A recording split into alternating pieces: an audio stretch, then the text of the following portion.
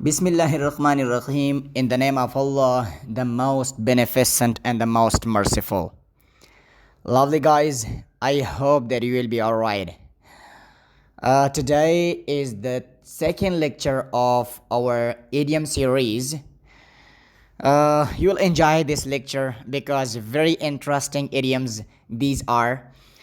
But before starting the lecture, I have to make you understand and I have to say about the idioms.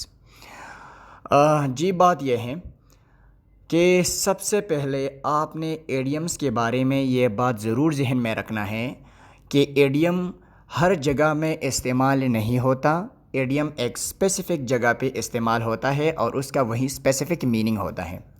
ये words का combination होता है, लेकिन अगर ये वर्ड्स एक दूसरे से अलग किया जाए तो फिर वो बिल्कुल मीनिंग जो है वो उसका गलत हो जाता है। आप इडियम्स के वर्ड बाय वर्ड मीनिंग नहीं निकाल सकते।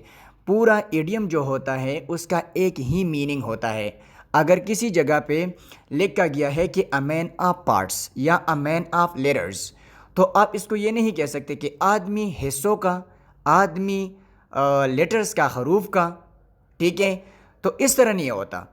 आपने उस एडियम की मीनिंग को एज इट इज़ सीखना है, समझना है और उसी ही कंटेक्स्ट में इस्तेमाल करना है। तो चलिए शुरू करते हैं। हमारी आज के लेक्चर का सबसे पहला एडियम जो है वो है अ मैन ऑफ लेटर्स।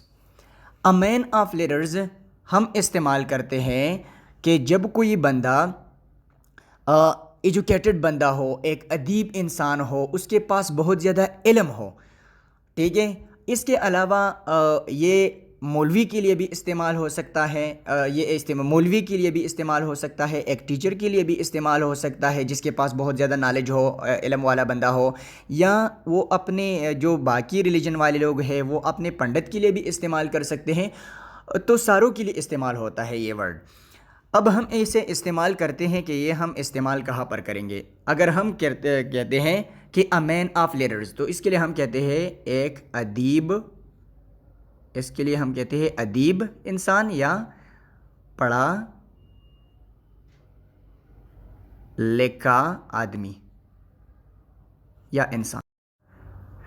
हाँ, तो अब अगर हम इसे सेंटेंस में इस्तेमाल करते हैं तो हम कहते हैं कि Imran Khan, prime minister of Pakistan, Imran Khan is a man of letters, क्योंकि वो एक पढ़ा लिखा इंसान है और बहुत ज़्यादा एजुकेशन उसके पास है। इसके अलावा ये लाजमी नहीं है कि आपने ये से ओके गाइज़, तो हम अब अपने नेक्स्ट एडियम की तरफ चलते हैं। वो है अ man of parts. A man of parts, अगर वर्ड को, एडियम को देखे तो अजीब लगता है, हिस्सों वाला इंसान या टुकड़ों वाला इंसान नहीं। अ मैन ऑफ पार्ट्स का मतलब है एक काबिल इंसान या वो इंसान या वो शख्स, वो आदमी जिसकी पर्सनालिटी में बहुत ज़्यादा खूबियाँ मौजूद हो, जो बहुत ज़्यादा खूबियों के कामिल इंसान हो, शख्स हो, आदमी हो, तो उसके लिए हम इस्तेमाल करते हैं अ मैन ऑफ पार्ट्स। हम कह सकते हैं एक काबिल आदमी या बहुत खूबियों के कामिल शख्स। अब अगर हम इसे सेंटेंस में इस्तेमाल करते हैं तो हम लिख सकते हैं अल्लामा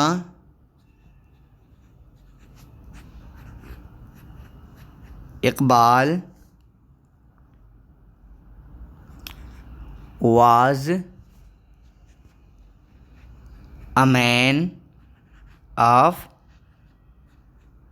parts। अब अगर आप देखें तो अल्लामा इकबाल के पर्सनालिटी में बहुत ज़्यादा खूबियाँ मौजूद थी। वो एक शायर भी था, वो एक फ़िलासफ़र भी था, वो एक पॉलिटिशियन भी था। तो इसकी वजह से हम इस्तेमाल करते हैं कि Allama Iqbal was a man of parts. अब हम नेक्स्ट इडियम की तरफ चलते हैं। वो है अ man of straw. A man of straw हम इस्तेमाल करते हैं एक गरीब आदमी के लिए, एक गरीब आदमी या एक मुफलिस आदमी, मुफलिस, एक मुफलिस आदमी, एक गरीब आदमी, हम कह सकते हैं अ पुअर मैन। अब अगर हम इसे सेंटेंस में इस्तेमाल करते हैं तो हम लिखते हैं कि जो भी आप किसी भी बंदे के लिए, मैं सिर्फ नेम लिखता हूँ यहाँ पर कि Ali is a man of straw. Ali एक गरीब आदमी है, या मैं एक गरीब आदमी हूँ, I am a man of straw. ठीक है, वो एक गरीब आदमी है, ही is a man of straw. ठीक है, आप किसी भी जगह पर इस्तेमाल कर सकते हैं। नेक्स्ट इडियम की तरफ चलते हैं, वो है अ man of iron well. A man of iron well उस इंसान, उस आदमी के लिए इस्तेमाल होता है जिसके बहुत पुख्ता इरादे हो, मुसम्मम इरादे हो, जिसके फौलादी इरादे हों। अब हम यहाँ पर लिखते हैं कि फौलादी इरादों वाला आदमी या शख्स। ठीक है, जिसकी इलादी फौलादी हो। अगर हम लिख सकते हैं कि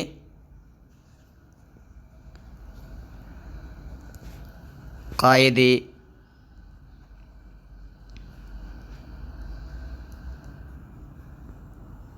आज़म was a man of iron will। Okay, अब हम अपनी नेक्स्ट इडियम की तरफ चलते हैं, वो है a close fisted person. A close fisted person इस्तेमाल होता है एक कंजूस बंदे के लिए, एक कंजूस शख्स। ठीक है, जो बंदा अपने पैसे खर्च नहीं करता हो, जमा करता हो, जिसने अपने पैसों पे मोटी बंद किया हुआ हो, कंजूस इंसान जो हो, हम इसको सेंटेंस में इस्तेमाल करते हैं he is a close fisted person.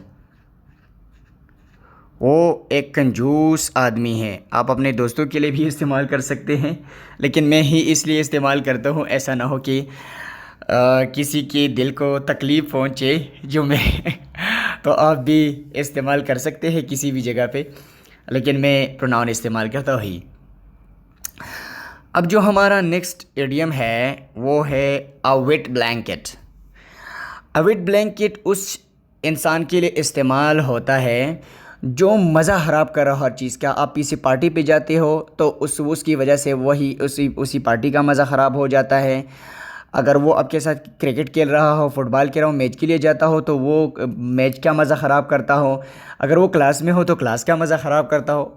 तो वही जो होते हैं ना हर चीज़ का मज़ा ख़राब करने वाले लोग, कोई मसला पैदा करता है या कोई इस तरह बात करता है कि वो चीज़ का मज़ा ख़त्म ही हो जाता है, तो उसके लिए हम इस्तेमाल करते हैं अ वेट ब्लैंकेट।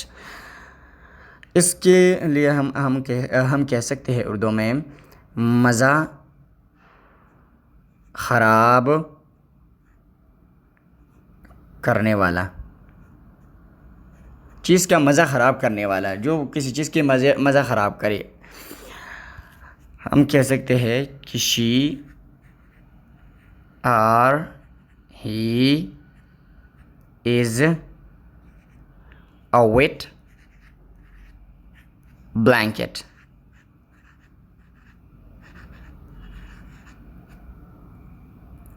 ठीक है, वो मज़ा ख़राब करने वाली है या औरत है या लड़का है, लेकिन हम कह सकते हैं कि Ali is a weight blanket यार। अली या Shazia is a weight blanket. ठीक है, वो मज़ा ख़राब करने वाली है, लड़की है या लड़का है। हाँ, अब हम अपने नेक्स्ट इडियम की तरफ चलते हैं, वो है a queen fish. A queen fish हम इस्तेमाल करते हैं एक अजीब इंसान के लिए जो अजीब हरकतें करता हो, जो स्ट्रेंज हरकतें करता हो। ठीक है, जो एक स्ट्रेंज इंसान हो, जब आप इससे मिलते हैं तो यार वो एक अजीब अजीब हरकतें करता हो, तो इसके लिए हम इस्तेमाल करते हैं अ क्वीन फ़िश। तो हम कहते हैं एक अजीब एक अजीब सॉरी एक अजीब इंसान, जो अजीब इंसान हो। हम इसे भी लड़का और लड़की दोनों के लिए इस्तेमाल कर सकते हैं। हम कह सकते हैं शी या he is a queer fish.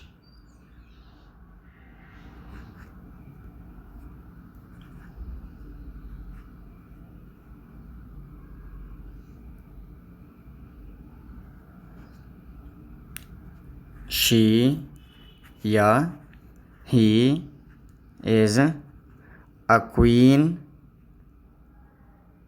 Fish. Okay, अब हम नेक्स्ट इडियम की तरफ चलते हैं, वो है अ डार्क हॉर्स। अ डार्क हॉर्स हम इस्तेमाल करते हैं छुपा रुस्तम। छुपा रुस्तम और अ डार्क हॉर्स, ये हम उस बंदे के लिए, उस शख्स के लिए इस्तेमाल करते हैं जिसके पास ताकत हो, जिसके पास बहुत ज़्यादा एबिलिटीज़ हो, लेकिन हमें पता ना हो और सडनली हमें पता चल जाता है तो हम कहते हो यार आप तो छुपा रुस्तम निकले। ठीक है, हम ये से लिख सकते हैं कि ही is a dark horse he is a dark horse but you don't know him, but you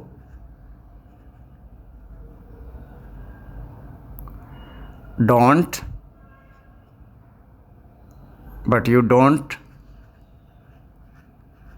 know him। वो छुपा रुस्तम है लेकिन तुम्हें पता नहीं। अब हमारे पास है अ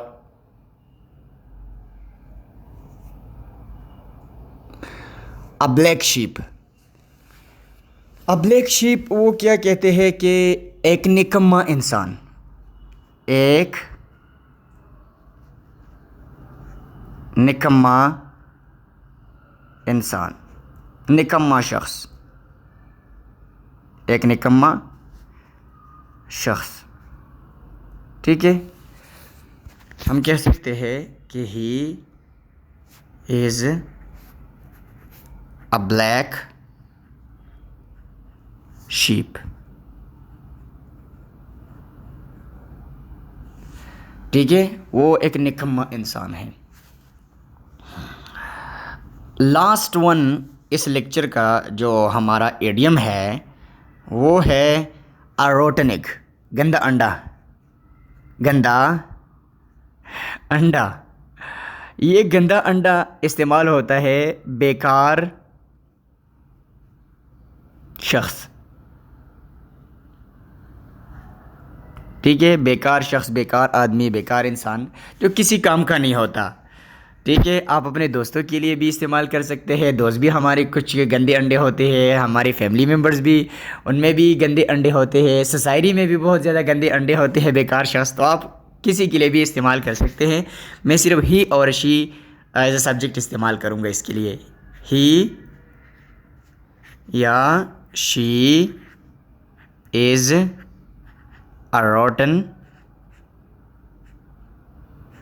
रोटन एग।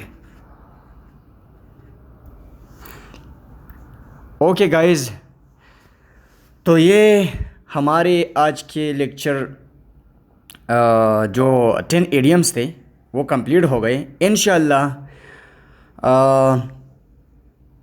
नेक्स्ट लेक्चर में इससे कोशिश करूँगा कि इससे भी इंटरेस्टिंग और अच्छे से इडियम्स आपके लिए लाऊं। तो thank you very much for bearing with me. See you if Allah हाल reveals. Thank you very much.